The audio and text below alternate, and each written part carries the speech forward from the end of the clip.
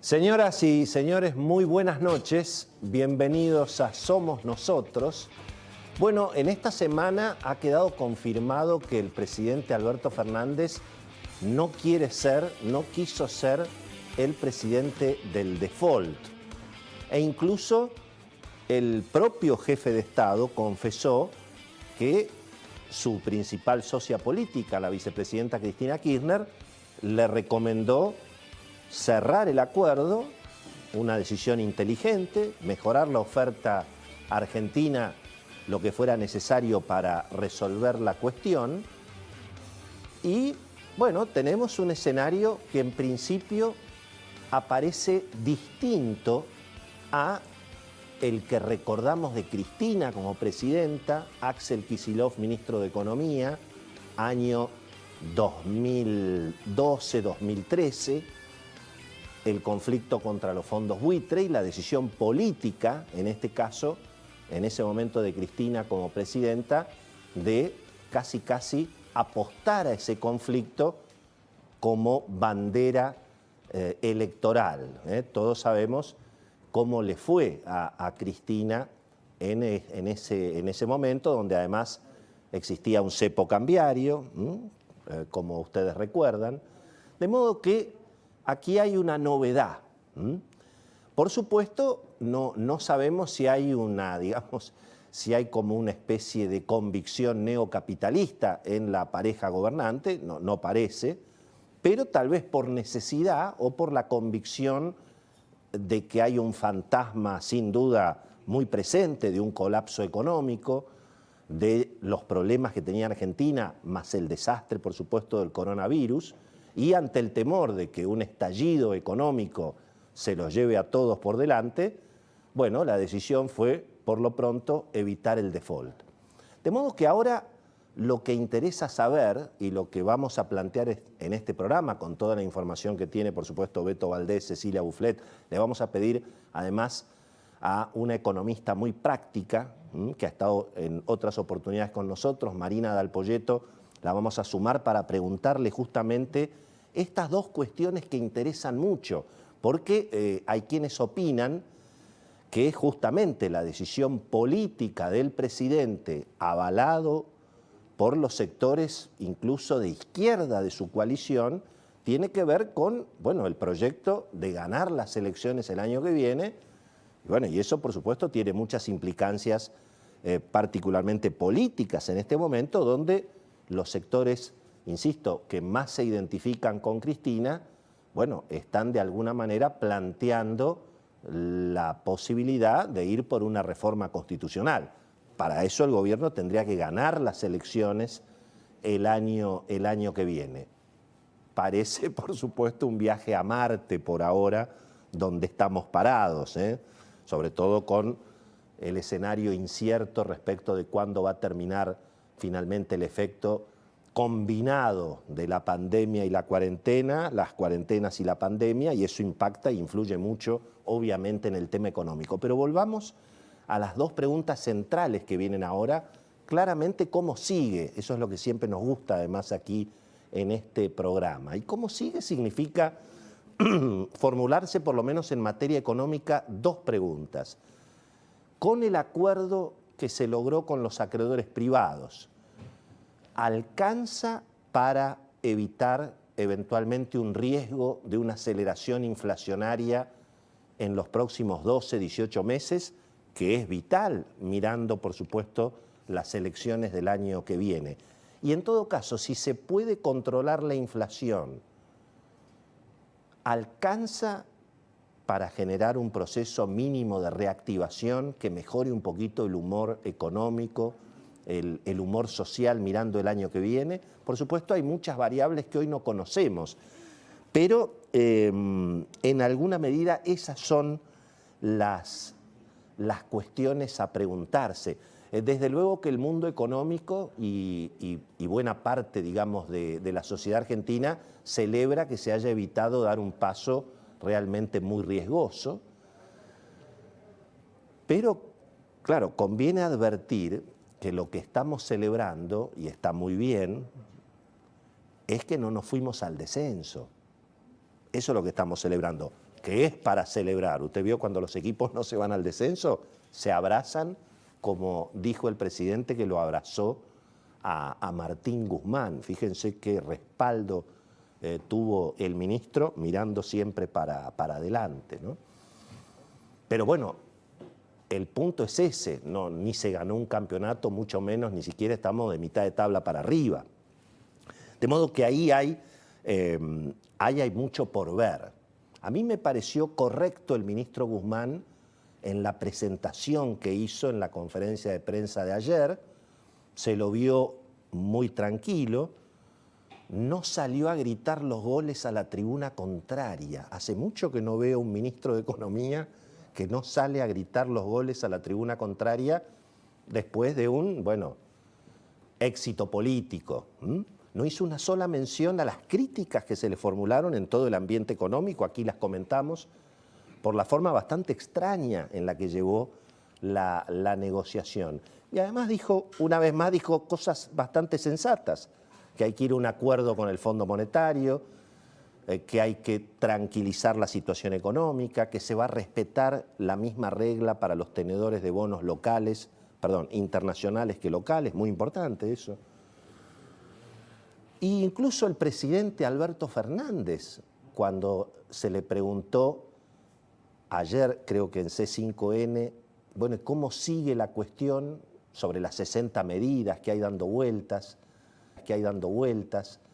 El presidente dijo, bueno, aquí hay que tener en claro varias premisas. Y el presidente habló de que lo que viene tiene que ser para, fíjense, aumentar las reservas, un dólar competitivo, equilibrio fiscal y superávit comercial. Bueno, obviamente el mundo económico aplaude de pie al presidente con esas definiciones, pero también pregunta cómo, porque el ministro Guzmán también estuvo muy correcto al decir esta situación no resuelve los problemas de la Argentina. Fíjense que los mercados celebraron los primeros 48 horas, hoy ya el dólar se quedó y subió un poquito, quedó ahí en 120, 130 según los mercados.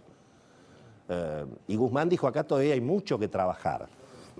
Ahora, claro, ¿cómo se puede lograr que aumenten las reservas, que haya, digamos, una recuperación de las exportaciones para que haya superávit comercial, que haya equilibrio fiscal, si no se dice una palabra, porque no se dijo una palabra ni del gasto ni del déficit fiscal? Finalmente, cuando el gobierno dice nos hemos ahorrado 40.000 millones de dólares, 30.000 millones de dólares en los próximos años. Ahora, ese ahorro teóricamente es un ahorro teórico, un ahorro en vales. Ese ahorro se va a usar para facilitarle la vida a las personas, a las familias, a las empresas, para, no digo bajar los impuestos, pero por lo menos dejar de subirlos. O esto va a funcionar para, bueno, para que siga aumentando el déficit, los subsidios, obviamente todo eso matizado con cepo, controles de cambios, porque ahí hay un dato también importante. Hablábamos de la política y del objetivo, obviamente, del gobierno de ganar las elecciones el año que viene. Ahora, fíjense que, y este es un dato para el equipo económico, en general los gobiernos que llegaron con cepo a las elecciones o que tuvieron, digamos, el efecto del cepo en las elecciones, las perdieron. Es muy difícil, porque fíjense todo lo que genera esta situación, que además a esta altura del partido ya ni siquiera tiene sentido. Perfectamente se podría mantener un control de cambios, un dólar controlado para el comercio exterior, hasta incluso para las deudas financieras. Pero ¿qué sentido tiene no permitir un dólar ahorro, un dólar turismo? Fíjense lo que está pasando hoy en la Argentina. El gobierno no puede promover al sector turístico, porque obviamente si se abren los vuelos, si las compañías aéreas venden pasajes, si las compañías de viajes venden paquetes turísticos, y bueno, esos son dólares que en este sistema cambiario ridículo los tiene que poner el Banco Central en lugar de dejar que la gente se pague sus propios, obviamente, consumos. Entonces lo que está pasando es que se bloquean las tarjetas que están emitidas en la Argentina para gastos en dólares. Ya ha habido problemas con algunos pagos. Las compañías turísticas cuentan que, por ejemplo, todos los servicios turísticos no se pueden pagar con tarjetas emitidas en la Argentina. Una gran soncera. Y mientras tanto también se produce una situación que me parece que a esta altura del partido ya hay que advertir, bueno, en forma más contundente, que es que no es aceptable que después de 150 días de cuarentena no se pueda ir a los bancos libremente. Está ocurriendo con bancos privados y con bancos públicos, no solamente bancos públicos. Está ocurriendo que de pronto se da turno para dentro de 20 días, dentro de 30 días.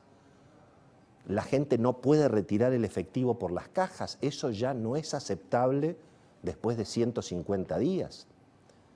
De modo que, en todo caso, si la responsabilidad es exclusivamente del Banco Central, bueno, que se lo ponga en evidencia. Este es un elemento que también está complicando la reactivación y las propias premisas del gobierno. De modo que es muy interesante ver entonces hacia dónde va esta nueva situación económica. Está claro que Martín Guzmán está súper confirmado. E incluso cuando le preguntaron a Martín Guzmán sobre las 60 medidas y sobre lo que viene, bueno, él dijo con mucho realismo, dijo, por ahora nos estamos ocupando de la pandemia, de cuántos IFES vamos a tener que poner, de cuántos ATP, de cuántos subsidios. Un poco le bajó el precio a este plan de subsidios, digamos, que el gobierno quiere poner en marcha y que Guzmán sabe que evidentemente no está tan disponible. Así que hay un escenario muy abierto, donde al mismo tiempo la agenda política, bueno, por supuesto, nunca contribuye, ¿no? El gobierno en este momento lanzando una reforma judicial que por supuesto no va a poder prosperar sin una reforma constitucional. Ya fracasó en el pasado el gobierno cuando intentó colonizar la justicia con jueces y fiscales militantes, cuando intentó eventualmente criminalizar el trabajo del periodismo. Pero bueno, claro, para que esto sea posible hay que cambiar la Constitución. Así que ese escenario de tanta tensión, donde finalmente el gobierno y la política parece preocupada por sus propios problemas con la justicia, mientras que la gente en la calle se defiende a los tiros.